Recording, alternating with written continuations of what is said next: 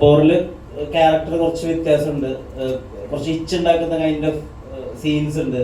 So അതൊരു ഭയങ്കര exciting factor ആയിരുന്നു ക്യാരക്ടർ ലെവലിൽ പോർ ചൂസ് ചെയ്യുന്നത്. മെയിൻലി ഈ മൂവി ചൂസ് ചെയ്യാൻ കാരണം അത് തന്നെയായിരുന്നു. കാരണം എനിക്ക് തന്നെ ബോറടിച്ചു തുടങ്ങി, സെയിം സാധനം തന്നെ പിന്നെയും ചെയ്ത്. അർജുൻ ഇത് നേരത്തെ ഞാൻ ചെയ്ത ക്യാരക്ടർ ഈ പടത്തിൽ കുറെ ചെയ്തിട്ടുണ്ട്. അപ്പോൾ ഇതിൽ ശരിക്കൊരു role റിവേഴ്സലായിരുന്നു.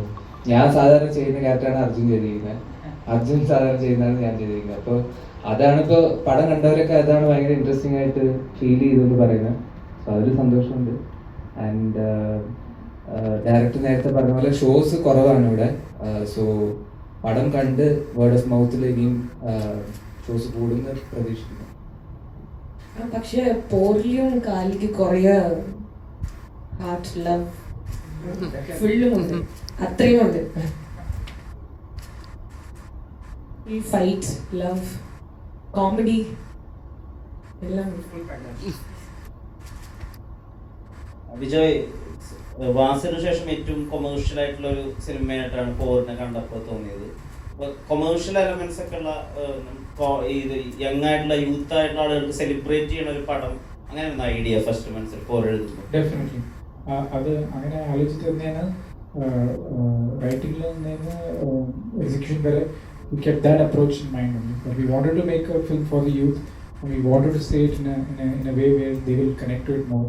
So with all the commercial trappings and making sure that it is still somewhere rooted in reality, but make it more entertaining and fun, because it's being made for the youth. It's made for the college audience.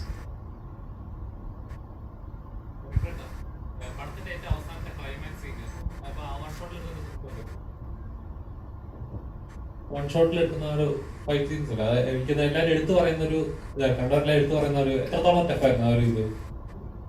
വളരെ വളരെ വളരെ ടഫായിരുന്നു.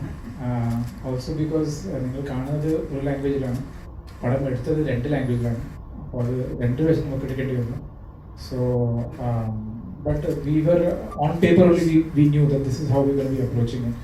So അത് I think we kept that for the right towards the end of the shoot schedule. We shot the rest of the film, but we kept enough time to prep for it and shoot it. But as much as time, you still feel it's not enough. So, and also because you're shooting in 2 languages, so it was quite challenging. Mainly because it involved a lot of crowd. There was a crowd of more than 300-400 people throughout that sequence. So all that was quite challenging. Different cast also. Yeah, we had to keep. So after every take and everything, we have to, once we get an okay take, we have to go for the other language. Sometimes one language would just finish within 2 takes, whereas the other language would take about 7, 8, and every take takes really long. It's like resetting, you're doing the whole thing all over again. So it was quite challenging. ഇപ്പം ഈ foreign സിനിമയിൽ എഴുതാലും സോളോയിലായാലും ഈ colours വെച്ചിട്ടൊരു magic create ചെയ്യുന്നതാണ്.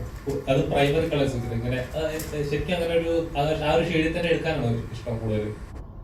സ്റ്റോറിക്ക് ഏതാണ് what will work better for the story is what I always look for.